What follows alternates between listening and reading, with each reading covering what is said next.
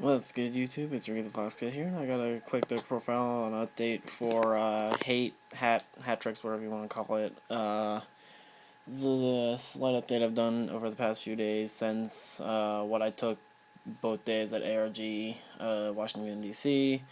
I just wanted to give a quick update, things I've changed, opinions I've had change on things. So, yeah, let's get into it. It's fairly standard, but there's a little differences across every different build, so you know. Monsters, there's 16 of them. I got 3 Moral Talk, 2 Beagle Talk, 3 Fire Hand, 3 Ice Hand, 3 Murmelio, and 2 DNA. Yeah, extremely standard. I cut the Cards because I just found that they would clog often, and a lot of times there just wasn't places where I could play them, so... And I was just really tight for space. Like, I could have bumped it to 42, but I decided to stick to 40 and just cut the cards. Might put them back in, but for now they're not in here. For spells, there's 7, and the only 7 you need in there. 3 Ignition, 3 Duality, and 1 Dichotomy. And then for traps, 3 Sanctum, 1 Bottomless, 2 Breakthrough Skill. I did bump it up to 2. 2 Call of the Haunted, 1 Compulse. I put this back in because it's just a generic back row card that is decent enough in a lot of matchups, and then it's an easy side out for a lot of matchups too. I found, like, after reviewing my second, like, doing the 1K in one day, I found that a lot of times I found it difficult to side out, so I decided to put in a lot of cards that are decent in the main and then easy to side out. Which brings me to D-Prison for a similar reason. Reasons I listed for putting Compulse back in. And also, I found my hardest matchups were actually the mirror match. In fact, like, throughout both days, I only won 1 mirror match. And it was because the guy screwed up a lot. I lost every other mirror match I played, including friendlies. So, I need more answers to the mirror match. So I put D-Prison back in the main. And 1 Warning, 1 Torrential, 2 Nightmare. I've considered bumping this down to 1 just because it's a little easier to play around, but I like having 3 targets for the 3 Murmelios, so I'm keeping 2 in. And then again, one of them's an easy side out. And then 2 Wiretap. Extra deck, I think the only thing I've changed is 1 card. Gaia Dragon, Durandal, Pleiades, Bulbasaurus, Tiras, Zenmayo, Dweller, Karen Gorgon, Diamond Direwolf. I put them in. I replaced Heartland Draco. I originally cut Diamond Direwolf because I found that, like, there were almost no situations where I wanted to play him. But I think he's probably going to end up being more useful than Heartland Draco. Ideally, I don't really want to summon either, but, you know.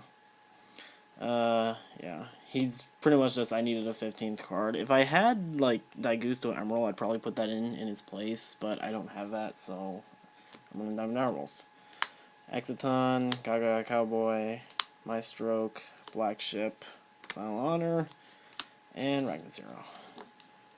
And then for the side deck, this is probably what's changed the most, just because I mixed it up a little bit. So yeah.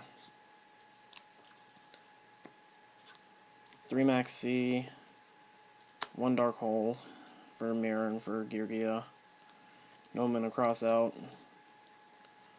Blackhorn. I bumped up to 2 Deep Dark Trap Hole because, as I said, this was an MVP in matches like Dragon Ruler, Mermail, Sylvan, and I just wanted to have it more often. And also, those decks aren't quite as hit by Trap Tricks, Trap Hole, Nightmare, so I can put these in and then side out both Nightmares, and I still have 3 target Trap Holes for Mermelio. So I love Deep Dark Trap Hole. I dropped Debunk to 2 just because 3 was dead fairly often, I guess, and most matches where I would side in the 3, I have other cards to side in as well, so I don't really think 3 is needed. The only matchup where,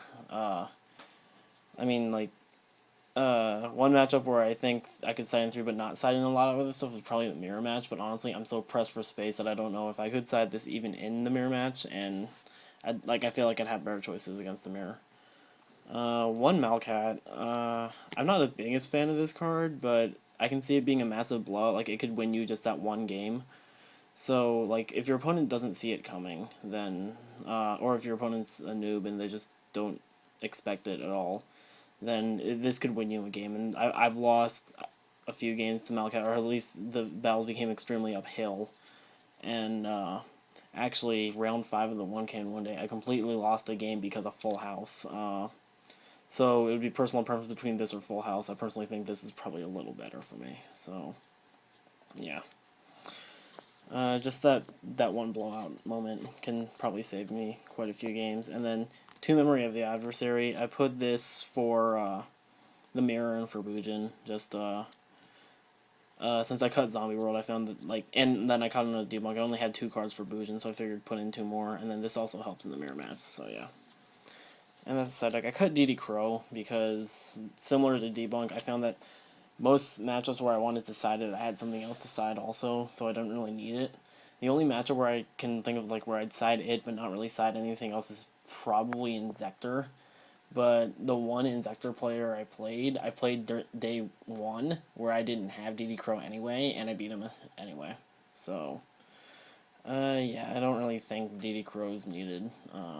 I considered keeping 1 in, but I couldn't, like, get myself to do it. And I didn't side Mind Control just because I'm not the biggest fan of it. And just the matchups where I'd side it and press for space anyway. So yeah. Yeah, that's the deck. It's pretty quick. It's just a small update to what I had before. I got a request to update my Mermail deck, so I might do that in the next few days. I just need to figure out what I want to do with it, whether I want to stick with Genix or if I want to go back to the rank 4 build or stuff like that. So yeah, until next time, see you YouTube. Deuces.